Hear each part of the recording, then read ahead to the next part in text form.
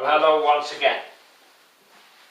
This is me, Leonard, broadcasting as usual from HASLINGDEN, some 30 miles or 50 kilometres due north of Manchester in the UK, on Monday the 31st of October 2011. This is part 38 in my series, The United States of Europe, and we've been through the full 27 members of the EU, including the 17 who are in the Euro, and those that are in Schengen, and those that are in NATO. And we're now going through a little hodgepodge of states which may come in one day in the future. And today we're going to look at quite a famous little state, Kosovo. Many of you will remember Kosovo from the war in the Balkans when NATO bombed Serbia. Now, it's a very complicated story. Wherever religion gets involved, combined with nationalities, you get all kinds of problems and trouble. And what happened was this, basically. Prior to the 14th century, Kosovo was part of the Serbian Empire, right at the heart of it, in fact.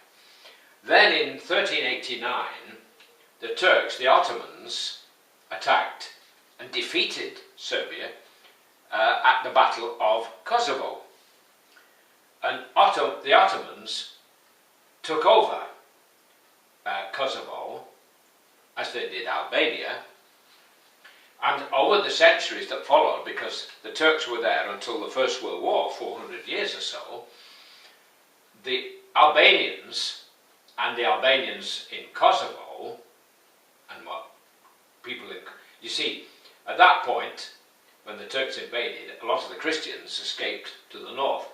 So slowly over the centuries, the people living in Albania and Kosovo became Muslim. Then after the First World War, Serbia regained its independence because the Ottoman Empire had been destroyed. During the Second World War, life gets complicated, doesn't it? The Italians attacked Greece through Albania, staying in Albania and keeping it. So Kosovo became part of the Italian-controlled Albania. When the Italians surrendered in 1943, the Germans came. And eventually, the communist partisans under Tito pushed the Germans so hard that they eventually retreated. And that's how it stayed until about 1987, when the Soviet Empire was beginning to crumble, and a man whose name many of us will remember, Slobodan Milosevic, became the president of Serbia. And he started, you see, Kosovo had retained its independence and declared itself independent after the First World War, and it was allowed so in the Yugoslav Federation. It all became part of what was known as Yugoslavia. Milosevic stirred the mud up, because what they didn't like, the Serbs, they didn't like the fact that the Albanians, who were Muslims, had taken all the jobs in Kosovo. So they started to cause problems. Some 100,000 ethnic Albanian workers in Kosovo were sacked. And then, of course, it all went belly up, and we had all this horrendous ethnic cleansing and people being butchered and genocide, women raped, and all the terrible, terrible hatreds, which had become kind of genetic. They got inside them. Similar to the problems that we have in Ireland, where people will never forget and won't give up and just go on and on with this terrible, terrible hatred. And religion doesn't help either, because you've got the Christians and the Muslims involved, and never the twain shall meet. I'm not going to say any more than that, because it'll make the situation more difficult. But there is only one God at the end of the day, and neither Christians nor the Muslims have access to that one God exclusively.